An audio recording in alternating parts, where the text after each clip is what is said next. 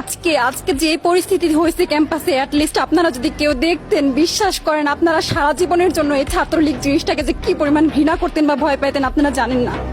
এরা আমাদের সামনে রড দিয়ে পিটায়া, ছেলেগুলারে রড দিয়ে পিটায়া একদম আধা মরা করে ফেলছে।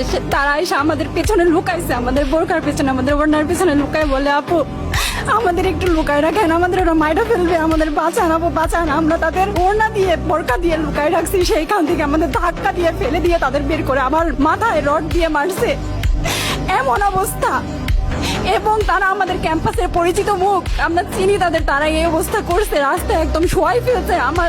আমাদের হলের মেয়েদের বুকে বড় বড় যে আসতো ইট, এই ইটগুলো বুকে ফেঁকে দিছে, মানে একদম পুরো বুকে লাগছে, এরকম জামা কাপড় ছিঁড়ে ফেলছে, এত বাজে অবস্থা। অথচ আমার ব্যাচমেট, আমরা যাদের সাথে ক্লাস করি, একসাথে বসি, আমি তাদের একটা কথা বলতে দেখি না এগুলো নিয়ে, একটা কথা না। এবং তাদের নিউজ ফিডে গেলে দেখবেন তারা এখন এগুলাই সাপোর্ট করে যাইতেছে। কিচ্ছু বলার নাই। আমি কেমনে যাই এই মানুষগুলোর সাথে, এত বছর ক্লাস করছি, বা আমি আরো 6টা মাস কিভাবে ক্লাস করবো আমি জানি না, আমি সত্যিই জানি না।